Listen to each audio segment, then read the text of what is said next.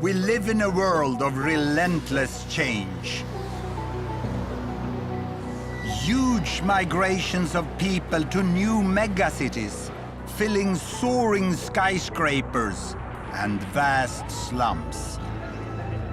Ravenous appetites for fuel and food, unpredictable climate change. And all this in a world where the population is still growing. Should we be worried? Should we be scared? How to make sense of it all?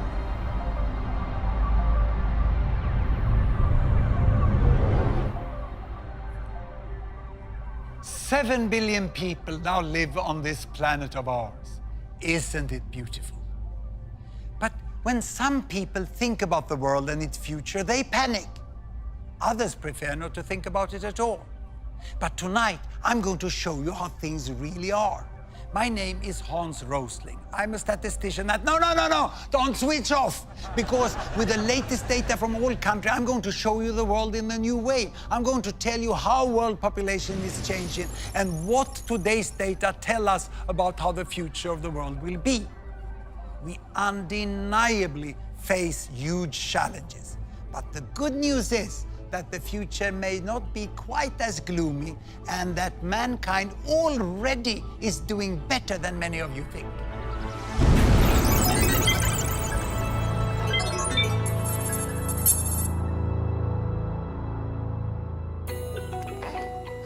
Babies, each one a blessing.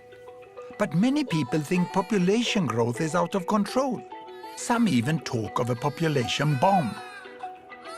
Are they right? So where are we with population today, and how did we get here?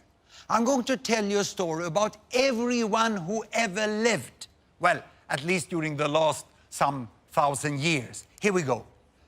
I give you 2 axes. This is time in years, and this one here is world population in billions. In the year 10,000 BC, when the first people were becoming farmers, then the archaeologists estimate that the world population was only 10 million. Imagine 10 million, that's like Sweden today. A world of only Swedes. But then, as the millennia passed by, more farmers, food and people, and great empires could emerge. Egypt, China, India, and finally Europe. And population continued to grow, but very slowly. And I stop here at the year 1800, because 1800, that's when world population became 1 billion.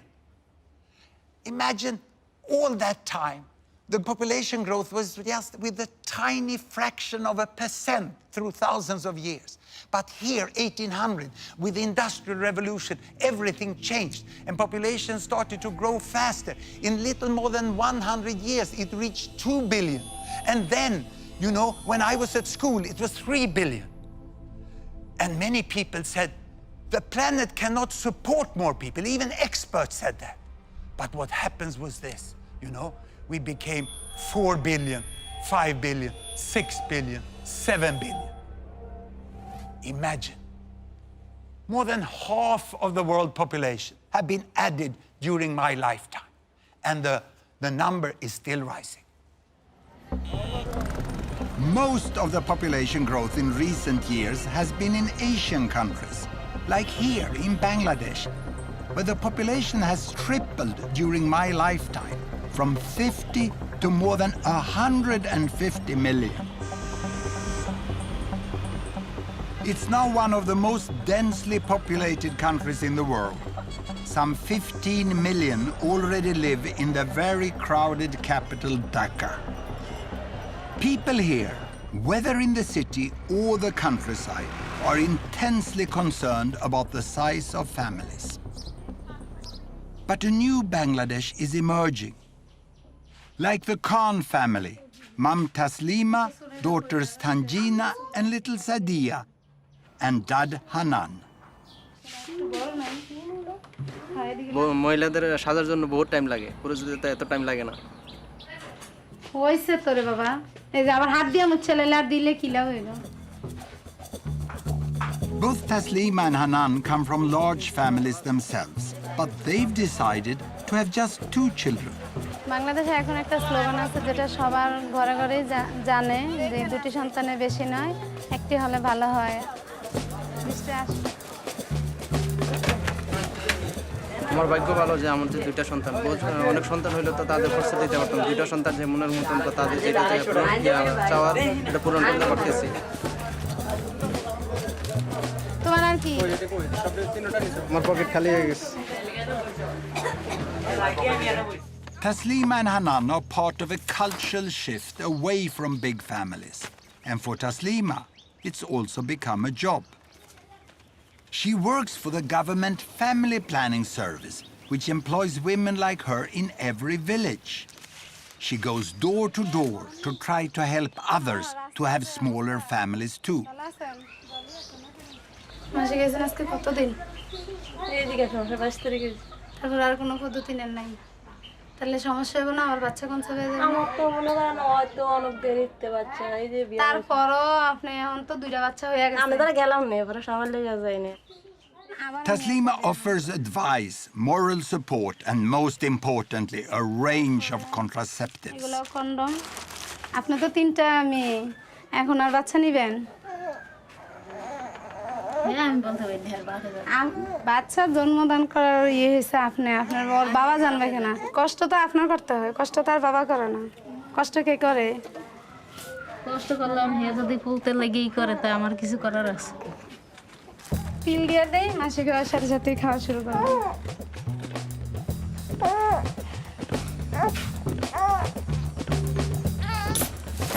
যে অনেক যারা একটু কম শিক্ষিত এরা বুঝতে চায় না, বুঝাতে হয়, অনেক সময় লাগে এই আর কি। So how successful has Taslima and Bangladesh been in reducing fertility rate? That is, number of babies born per woman. In Sweden, we set up Gapminder Foundation to make the world's data available in a way that everyone can understand. So I can show you the situation in Bangladesh and what has happened. Here, a horizontal axis, babies per woman, all the way from 1 to 2 to 7 to 8. And here, a vertical axis, that is lifespan, life expectancy, how many years a newborn can expect to live, from 30 all the way up to 90. Now, we start in 1972, a very important year for Bangladesh, the first full year of independence. That year, Bangladesh was over there, and they had on average 7 babies per woman, and lifespan was less than 50 years. So what has happened after independence? Have life become longer in Bangladesh? Have children become fewer? Here is the data. I start Bangladesh. Indeed, you know, life is getting longer and babies fewer, 6, 5, and life even longer, 4, 3, and they land now almost to 2. It's 2.2, and the lifespan is 70. It's absolutely amazing. In 40 years, Bangladesh have gone from 7, 6, 5, 4, 3, 2. It's a miracle that has happened in Bangladesh. But is it only in Bangladesh? Well, I'll show you the whole world. I will go back 50 years in time to 1963. Here are all the countries. And these green ones is America, North and South. The yellow ones is Europe, East and West. And blue is Africa, North and South of the Sahara. And red is Asia, and we include Australia and New Zealand. The size of the bubble show the size of the population.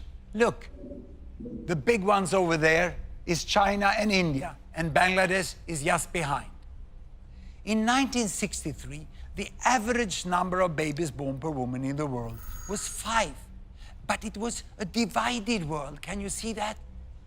These countries over here, the developed countries, they had small families and long lives. And then there were the developing countries over here, and they had large families and short lives, and very few were in between.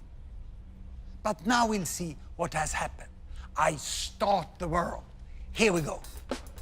And you can see that China is getting, the big bubble is getting to better health, and then they start family planning, they move along to smaller families, and the big green, look at Mexico. Mexico is coming there, and this is Brazil also, the green in Latin America, and here India is following. India is following. The big red bubbles are Asian countries going this way. Many Africans are still with many babies born per woman, and then Bangladesh over there overtakes India on its way to the small family, and now almost all go up to this bubble. Even Africa now starts to move on. Ooh, that was the earthquake in Haiti.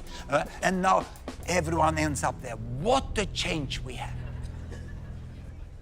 Today, you know, in the world, the average is 2.5. Imagine, you know, it used to be 50 years ago, 5. And the world has changed. The average number of babies born per woman have gone from 5 to 2.5. And it's still decreasing. What a big change. People would think that Bangladesh and countries like that is some sort of epicenter of a population bomb. They couldn't be more wrong. To me, health workers like Mrs. Taslima and their colleagues, who have taken their countries from this side all over in a few decades to much better health and small families, they are the heroes of our time. It's an amazing change that has happened. We no longer live in a divided world. But how much do people know about this amazing change? At Gapminder, we not only show data, we also measure how much people know or don't know about the world. So we did a first survey in Sweden. The results were depressing. So we did our second survey in Britain. And we had high hopes because the British have been all over the place, you know. So we thought we would get good results here. The first question we asked was, how many babies do women have on average in Bangladesh? And we gave 4 alternatives: 2.5, 3.5, 4.5, or 5.5. This is the result of the British survey.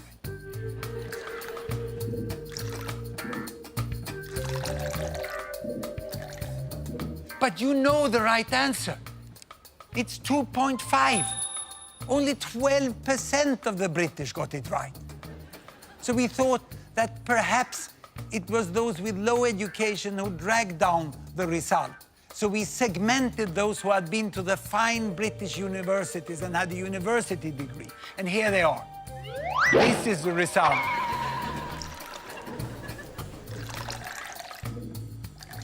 If anything, worse.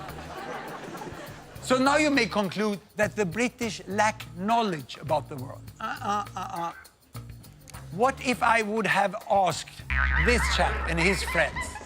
I would have written the different answers on bananas and let them pick one banana each, you know. This result I would get. Of course, chimps know nothing about Bangladesh.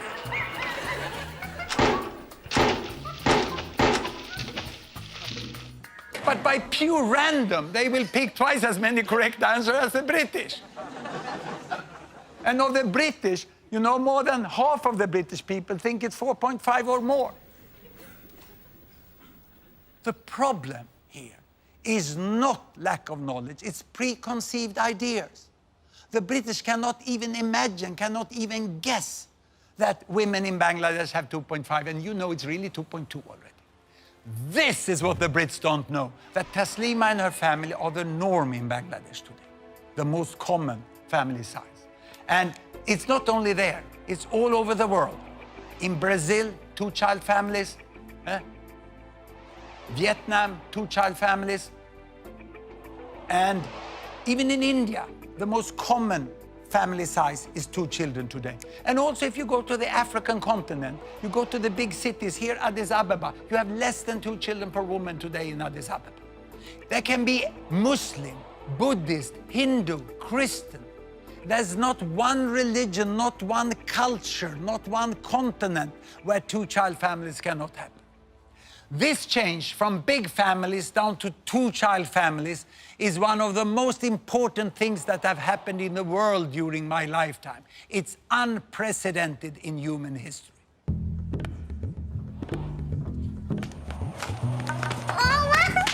Here we are, back in Bangladesh. Let's find the reasons behind this historic and continuing shift from large to small families. Almost all girls in Muslim Bangladesh, like 15-year-old Tanjina, go to school today. The government now even pays families money to keep their daughters on at secondary level. At Tanjina school, boys are now outnumbered by girls. এটা কি পরিবার? এদের খাদ্যের অভাব হবে? আর এদের You could hardly miss the point of this lesson. অভাব পড়বে? এটা কি পরিবার? এদের কি সমস্যা হবে? Education is effective, and there are also new opportunities for Bangladeshi women. Despite continuing inequalities, there are more jobs, and Tanjina is aiming high. আমার স্কুল যেতে খুব ভালো লাগে। আমাদের মায়েদের সময়ে তখন অনেক তাড়াতাড়ি বিয়ে হয়ে যেত, তারা লেখাপড়ার সুযোগ পেত না। কেবল আশা, আমরা এই সম্বন্ধে অনেক আশা করতে পারি যে আমরা ডাক্তার হব, ইঞ্জিনিয়ার হব।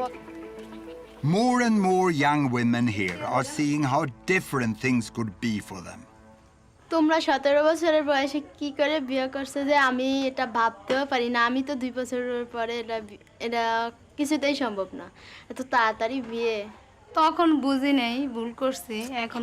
এখন তো মানুষ ভুল করে না। তো তোমার কত বছরে তোমার চিন্তা ধরো যে বিয়ে শাদীর চিন্তা ভাবনা? 25 বছর। পড়াশোনা শেষ করে একটা চাকরি, ডাক্তার হয়ে তারপরে। ভালো বুদ্ধি আছে তোমার।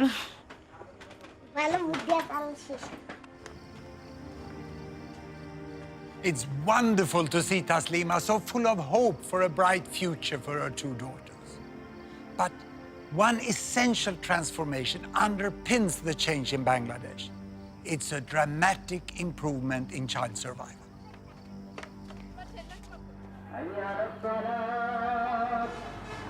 It's Ramadan, the Muslim month of fasting and reflection. At this auspicious time, Hanan is helping his parents to tend the family graveyard. 3 of Hanan's siblings died when they were very young. They are buried here. লুন্তি রুসিলায় মারা গেছে, খুব কান্দাকাটি করছি, আসাও গেছি, আইছি, খুব দুঃখ হয়েছে। ব্যবস্থা থাকতো, ডাক্তার থাকতো, তো চিকিৎসা করলে একটু তো বাস। মনে পড়ে না, আমি যার দিন বাইছে তো একদিন মনে পড়বো না আমার। Back when Hanan's parents were a young couple, 1 in 5 children in Bangladesh died before they reached 5 years of age. All families lived with a constant fear of losing 1 or more children. আছে বাস আরেকজন হয়েছে টুক করে মারা গেছে, তারপরে অনেক একটা বাচ্চাই হয়, তাহলে আবার নেও, এইভাবে থেকে এগুলি হয়েছে আর কি। সে সঙ্গে তো আর এই খেয়ালটা করি নাই যে অতিরিক্ত বাচ্চা যে এমনি নিতে আসি ভবিষ্যতে অন্ধকার হইব না হইব। In the last few decades, Bangladesh has made great progress in basic health, particularly in child survival. Vaccines, treatment of infections, and better nutrition and hygiene have all saved the lives of millions of children. And as parents have come to see that all of their children are now likely to survive, the biggest obstacle to family planning has at last gone. Even in the slums of Dhaka, women now have on average just 2 children.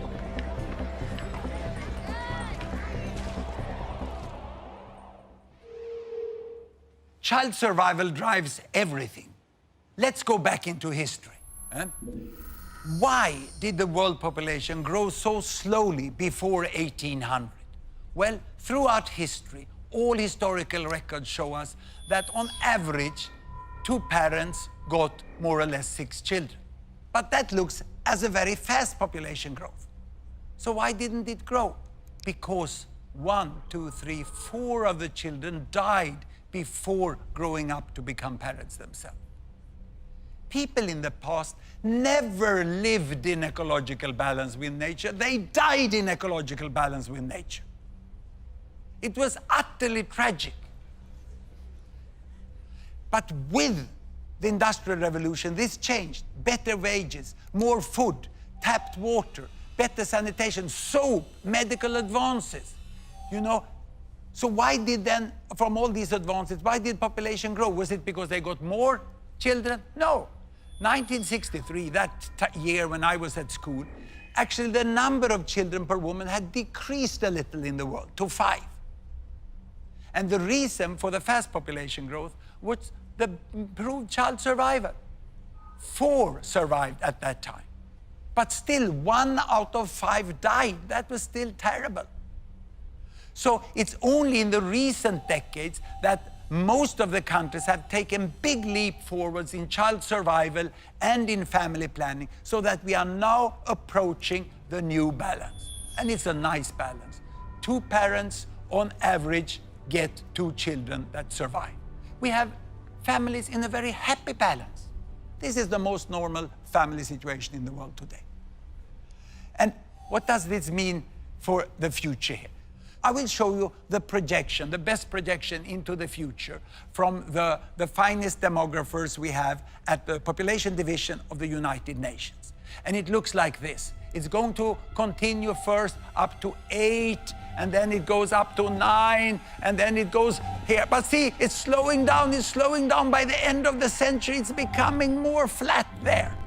And if I do a close-up on this, you can see that we are expecting a slowing down and the end of fast population growth.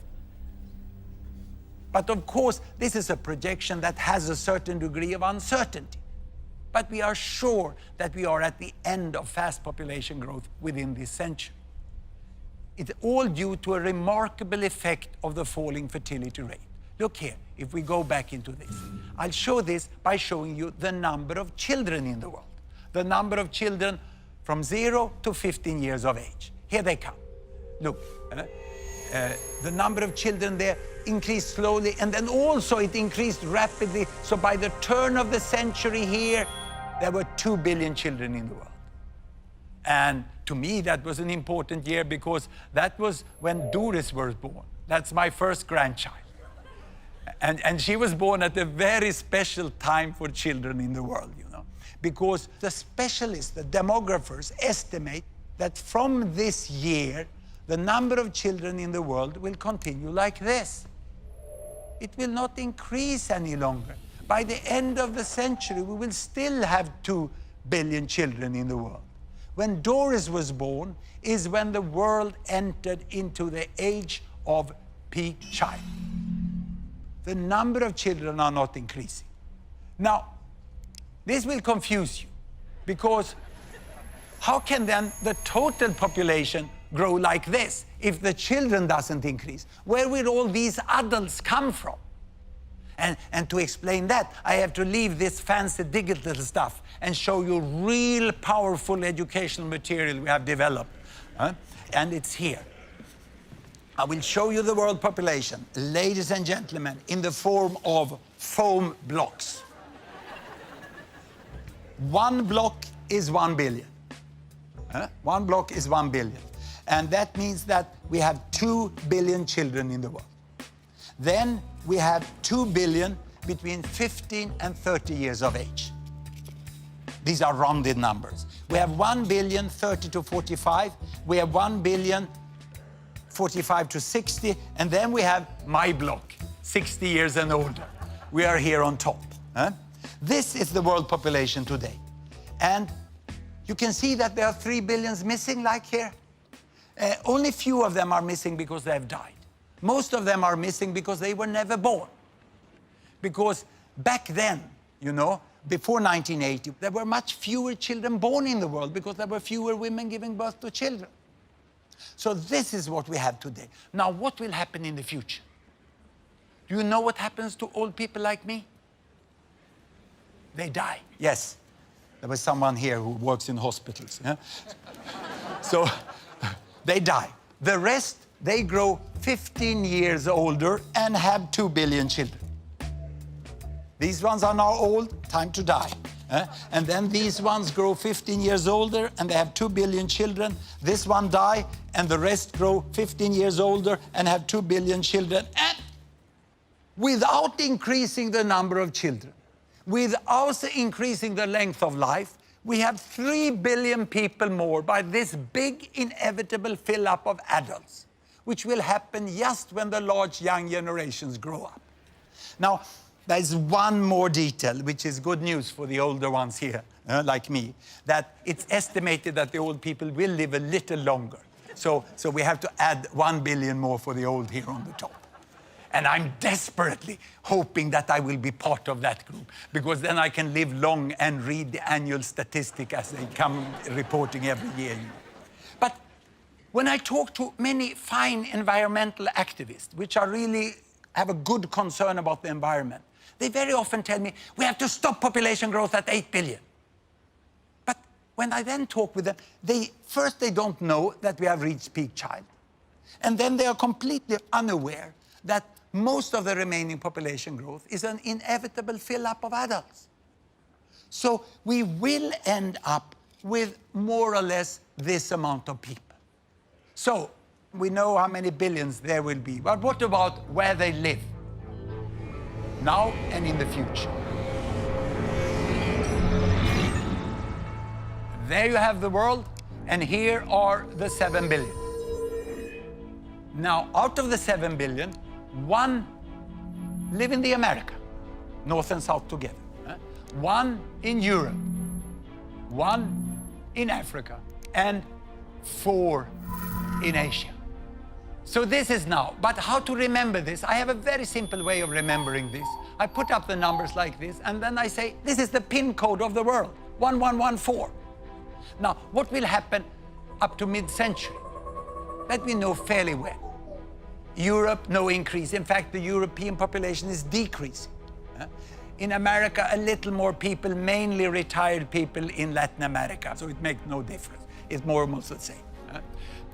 In Asia, we will have 1 billion more. And then the population growth in Asia is over. In Africa, in the next 40 years, the population will double to 2 billion. Now, to the end of the century, well, we know quite well, no more people in Europe, no more in America, no more in Asia, but Africa is set, as we have data today, for another doubling. So there will be 4 billions in Africa. The 2100, and probably the final PIN code, will be 1145. So in 2100, there will be quite a different world. The people who live in what I call the Old West, in West Europe and North America, will by then be less than 10% of the world population. 80% of the world population will be living in Asia and Africa. But will there be resources enough to sustain them? Well, this will be a huge challenge, and nothing will come automatically. But my take is that it is possible for all these billions to live well together.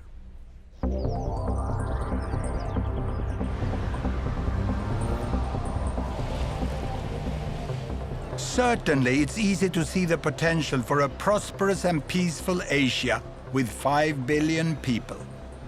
Japan, South Korea, and others are already rich.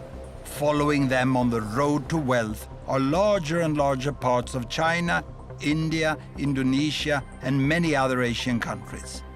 Even in poorer Asian countries, more and more are getting a decent life. But what about a future Africa of as much as 4 billion? Won't most of them be living in terrible poverty? I have seen extreme poverty in Africa. 30 years ago, I spent the 2 most intense years of my life working as medical doctor in one of the poorest countries, Mozambique, on the east coast of Africa. Mozambique had just become independent after a long war against the colonial power Portugal. And my job was to be one of 2 doctors, we were both foreigners, for 300,000 people. And this was the hospital. My wife was also there working as a midwife. This is the entire staff of the hospital. Those with white coats had the chance during the colonial period to get the professional training of at least 1 year. The others, many of them, couldn't even read and write. But they all worked with such dedication and motivation. But the patients came with the worst diseases of extreme poverty, and our resources were often not enough. And especially my skills as a young doctor did not meet the need of the patients. Mozambique is still today a very poor country, but things have improved immensely since I was there 30 years ago.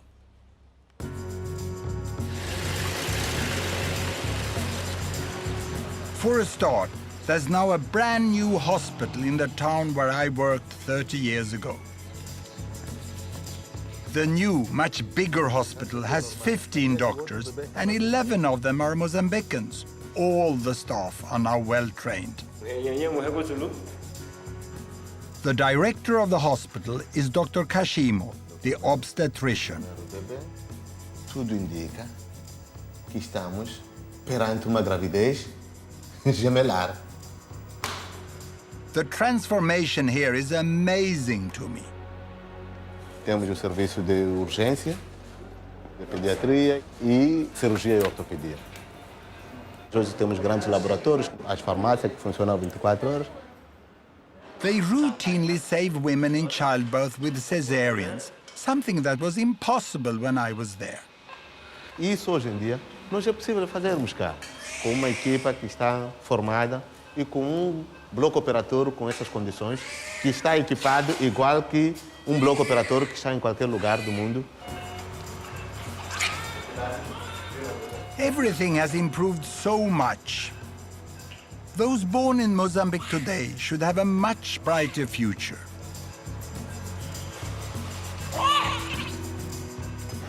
Not just because of better health, but a booming economy too, with busy ports and markets, and new industries with lots of new jobs. I know you might be thinking that this good news is just about cities and towns. And it's true. The worst challenge is in the rural areas where most people live. But things are changing here too. Deep in rural northern Mozambique lies the district of Mogovolas. This is home for Olivia, André, and their young family.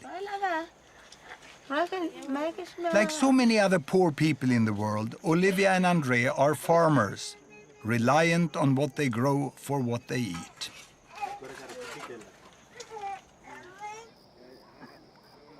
It's 4 a.m. and the day's tasks beckon. André heads straight to the fields. Olivia first goes to fetch water.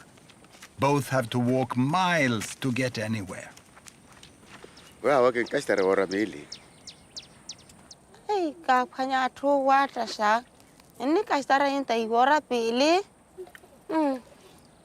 Taking Pia Pahiki, Volia Kilamwe. With no other means of transport, everything has to be carried. Olivia and André have 8 children. Fertility rates are still high in much of rural Africa, and it's the poorest families who have the most mouths to feed. Anything this family can spare, they'll sell. Mi kirero o sofereri masikino lima pe kino lima pe wakule purututu masivali wakule purututu ne nkimpanyere tu parawera permenu shikiwe he opanya mzuruku wawera kitihe kabana na akalaba. Yet economic growth is slowly trickling into the countryside. Empagela kitenka kichapele nonela ki kivandri ya kataru. Now André has set his sights on one thing he believes will change everything. Pankerero vela vela. Kinamo chelo weta mahoi kana chinke. Bicycles can make a huge difference to the lives of the rural poor. They save hours every day and get so much more done. With a bicycle, they can carry much heavier loads to the market and earn more money. they can travel to find work. And if they get sick, they can reach a health clinic in time. Opora kitume chinka kino telia pe kino kala normal telia wa porque e chinka etoke hikale chinka etok owe tuyo etoke yo kelonke. Andre and Olivia have been putting money away for 2 years. They haven't quite enough yet. Everything now depends on the sesame seeds, which they are just harvesting. If they can get a good price, they might just make it. Andre and Olivia live in one of the poorest countries, and they live in the rural area, which is the poorest part of that country. So how many people are there in the world living like they? And how many are there that are poorer? I'm going to show you this yardstick. Very simple, poor and rich. And here I have all the 7 billions again. They are in a very simplified way lined up there from the poorest to the richest. Now, how much does the richest billion earn here in dollar per day? Well, let's look here. Ooh, it's coming up, it's coming up. Ooh, yo. I can't even reach $100 a day.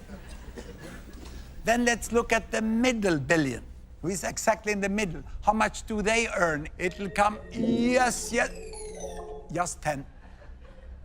And then I go over here to the poorest billion. How much do they get? Well, just 1. This is the difference of the world today.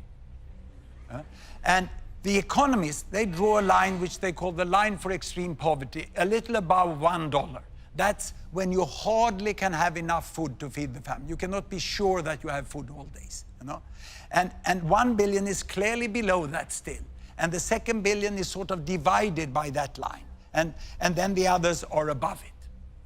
Now, the poorest people, they can hardly afford to buy shoes.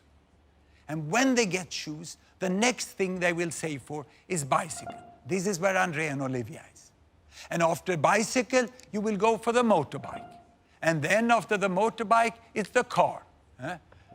And I remember when my family got the first car. It was a small gray Volkswagen. The first thing we did was to go to Norway on holiday, because Norway is so much more beautiful than Sweden. It was a fantastic trip.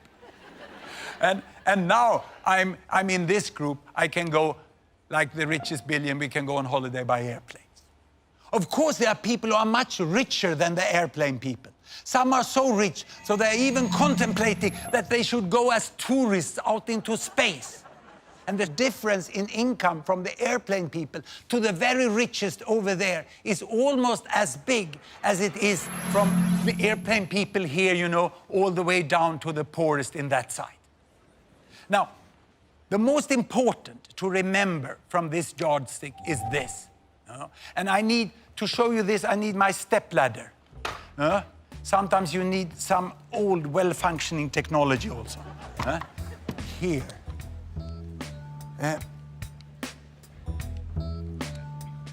I can only reach up. Here they are. Now I'm at the top. The problem for us living on $100 a day is that when we look down on those who have $10 or $1, they look equally poor.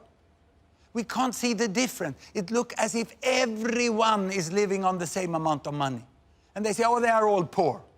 No, I can assure you, because I've met and talked with people who live down here, and I can assure you that the people down here, they know very well how much better life would be if they would move from $1 to $10, 10 times as much income. This is a huge difference, you know. And to understand this, this is what Olivia and Andre is trying to do now. Each little step they take along this line here, you know, from the shoes towards the bicycle, small as it may seem from far distance, make a huge difference in their life.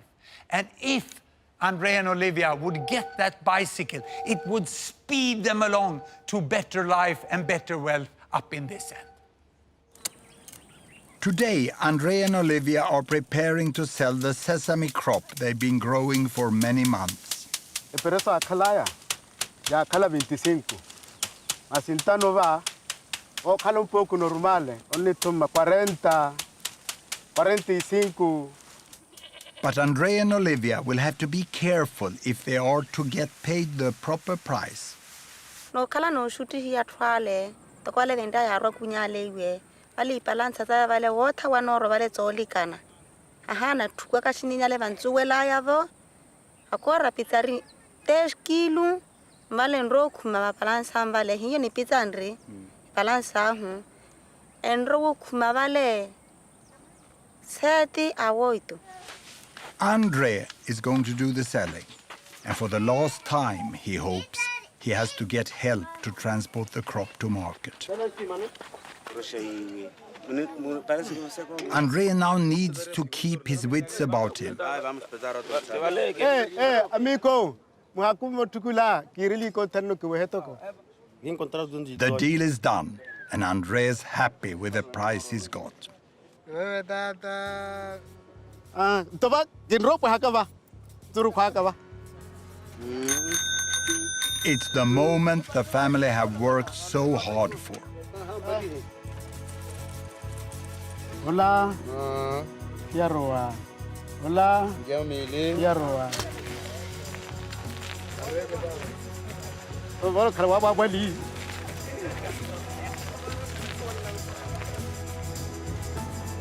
Andre's journey to market took all morning to walk. Now, in less than an hour, he can ride home.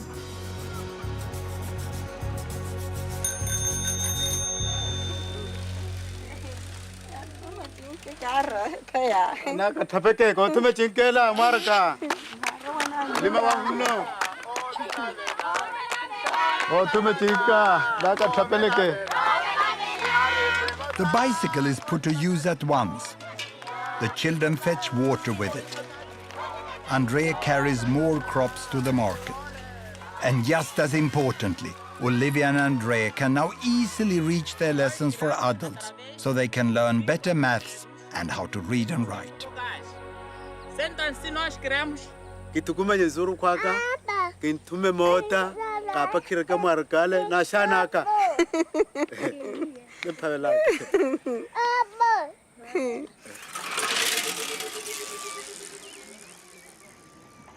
It's so great to see Olivia and Andrea pedaling their way out of extreme poverty.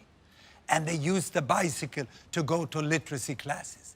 Education is so important for the progress of people and nations. But how many know what has really happened with education in the world? Time for the Great British Ignorance Survey again. Here we go. We asked what % of adults in the world today are literate, can read and write. Can I ask the audience? How many guess 20%? Hands up. 40%? 60%? And 80%? This is the result of the British sample.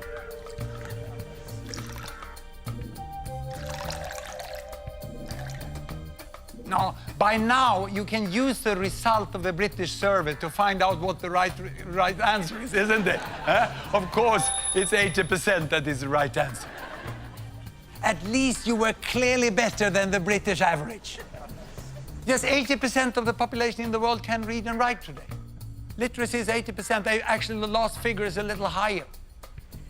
So if I would have compared that with the chimps again, you know?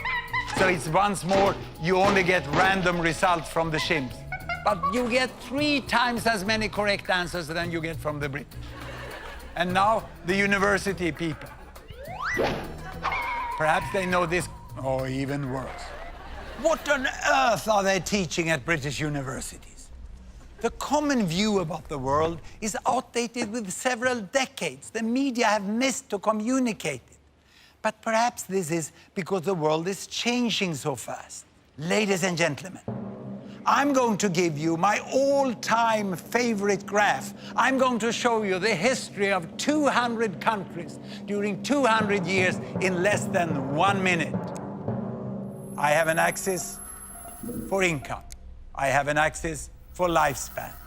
I start in 1800 And there are all the countries. And back in 1800, everyone was down in the poor and sick corner. Can you see? Low lifespan, little money. And here comes the effect of the Industrial Revolution. Of course, the countries in West Europe, they are coming to better wealth, but they are not getting much healthier in the beginning. And those under colonial domination doesn't benefit anything in there. They remain there in the sick and poor corner. And now health is improving, health is slowly improving here. It's getting up here, and we are coming into the new century and the terrible First World War, and then the economic recession after that, and then the Second World War. Oof. And now, independence. And with independence, health is improving faster than it ever did in other countries here. And now starts the fast economic catch-up of China and other Latin American countries. They come on here, you know, and India is following there, and the African countries is also following. It's an amazing change that had happened in the world. You know, in the front here, we have now US and UK, but they're not moving so fast any longer. The fast movers are here in the middle. China is moving very fast to catch up. And Bangladesh, look, Bangladesh is already here, now quite healthy, and now starting with fast economic growth. And Mozambique, yes, Mozambique is back there, but they are now moving fast in the right direction. But all this I show you is country averages. What about people?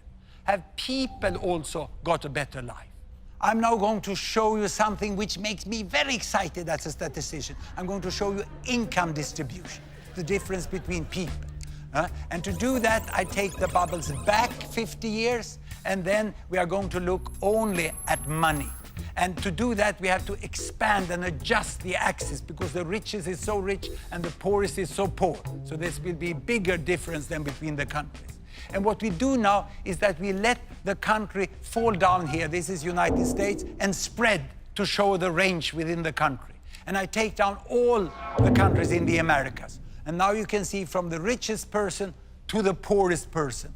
And the height here shows you how many there are on each income level. And now let's take down Europe.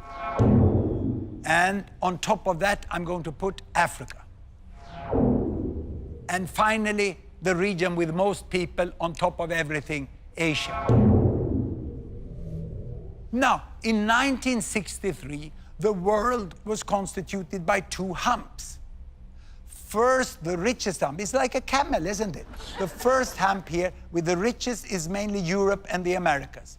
And the poorest hump over here is mainly Asia and Africa. And the poverty line was there. Can you see how many people there were in extreme poverty 50 years ago? And most of them were in Asia. And people were saying Asia will never get out of poverty. Exactly as some people are still saying about Africa today. Now, what has happened? I start the world. And you can see that many people are born into poverty here, but Asia goes towards higher income, and 1 billion goes out of extreme poverty this way. And the whole shape of the world changed, and the camel is dead. It's reborn as a dromedary. And what you can see here, you know, is the variation from the richest, that is most people in the middle. And there's a much smaller proportion of the world now in extreme poverty. But be careful, it's still a lot of people, more than 1 billion people in extreme poverty. Now the question is, can this move out of extreme poverty now continue for those in Africa and even for the new billions in Africa? I think it's possible, even probable, that most countries in Africa will rise out of poverty too. It will need wise action and huge investment, but it can happen. The many countries of Africa are not all advancing at the same pace. A few are moving very fast, others are stuck in conflict. But most, like Mozambique, are now making steady progress. And what about feeding all the new African people in the future? Yes, there are shortages today, but there is also much potential here. Agricultural yields in Africa are just a fraction of what they could be with better technology. And Africa's rivers are barely tapped for irrigation. One day, Africa could hum with combine harvesters and tractors and grow food for many more billions. And please, don't imagine it's just me who thinks Africa can make it. The United Nations is about to set itself a new official goal, eliminating extreme poverty within 20 years. Everyone understands it's a huge challenge, but I seriously believe it's possible. Imagine if that would happen. Now, what we have seen so far is that the rich end, it moves. And the middle, it moves. But this poorest end is stuck. It's here in extreme poverty we find almost all the illiteracy. Here we find high child mortality and still many babies born per woman. It's like extreme poverty reproduces itself if you don't end it swiftly. But Andrea and Olivia and people like them, they work so hard to get away from it. And if they only can get the right help from their government and from the world at large, with things like school, health, vaccines, roads, electricity, contraceptives, then they will manage. But they will mainly manage by their own hard work. Here we go, you know, go on, follow Andrea and Olivia across the line, you know. It is possible within some decades, yes! But getting out of poverty is just the beginning. People want to continue along this line to a good life. But what does a good life mean? For most people in the world, the good life they are striving for will mean more machines and much more use of energy. So there's a problem, because all this adds to one of the great threats for the future, severe climate change. 80% of the energy the world uses is still fossil fuels. And the science shows that the climate may change dramatically in the future because of the carbon dioxide emission from continuing to burn all these fossil fuels. I'm not the best person to tell you how bad climate change will be, nor am I a specialist on how to prevent it. What I can do is to show you data to make you understand who is the one that emits the carbon dioxide. I will show this. You remember the yardstick from the poorest billion to the richest billion, from the one who hardly can afford shoes to the one who fly with airplanes. Now, this shows the total amount of fossil fuel used in the world during 1 year. Coal, oil, and natural gas. And it represents more or less the total emission of carbon dioxide. Now, how much of that is used by the richest billion? Half of it. Now, the second richest billion? Half of what's left. Then you understand what the third use. Half of what's left. And the others use hardly anything. This is rounded numbers, but it clearly shows, you know, that almost all the fossil fuel is used here by the 1, 2, 3 richest billions. More than 85% they use. Now, the richest billion here at least have stopped increasing, but we are yet to see whether they will decrease. And in the coming decades, it's the economic growth of these two that will increase the fossil fuel use and the carbon dioxide emission. Even if these ones over here come out of extreme poverty and get richer all the way to the motorbike, that doesn't contribute much to the emission of carbon dioxide. And regarding population growth, most of the additional billions in the next 40 years will be in this group here. But still, if you ask people in the richest end, they seem to get everything wrong. They look down on the world from their very high emission, and then they say, oh, those over there, you cannot live like us. You will destroy the planet. You see, I find the argument from the people here catching up to be much more correct than logic. They say, who are you to tell us that we can't live like you? You better change first if you want us to do it differently. There are many essentials to having a good life that billions in the world do not yet have. Andrea's village and house, and so many like them, don't even have electricity. Mozambique has huge coal reserves. And if it and the other poorest countries build affordable new power stations burning coal for electricity and industry, I don't think anyone who emits more carbon should interfere. Now, what I'm going to do is ask you 2 questions that I often ask my Swedish students. The first one is this: how many of you have not traveled by an airplane this year? Quite a few can do without flying. So the next question is, how many of you have stayed away from washing machines and you have hand washed all bed sheets, clothes and laundry during the last year? I thought so. No one.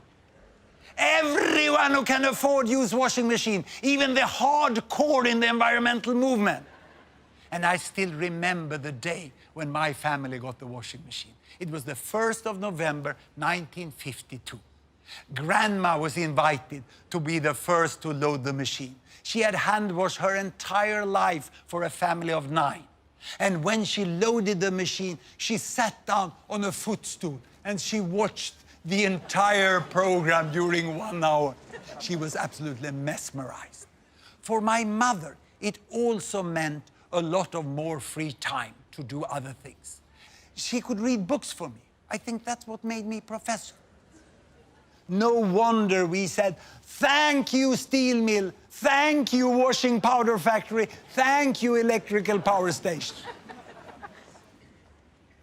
Now, when thinking about where all this leaves us, I have just one little humble advice to you. Beside everything else, look at the data. Look at the facts about the world, and you will see where we are today and how we can move forwards with all these billions on our wonderful planet. The challenge of extreme poverty have been greatly reduced, and it's for the first time in history within our power to end it for good. The challenge of population growth is in fact already being solved. The number of children have stopped growing. And for the challenge of climate change, we can still avoid the worst. But that requires that the richest, as soon as possible, find a way to set their use of resources and energy at a level that step by step can be shared by 10 billions or 11 billions by the end of this century. I've never called myself an optimist, but I do say I'm a possibilist. And I also say the world is much better than many of you think. Thank you very much.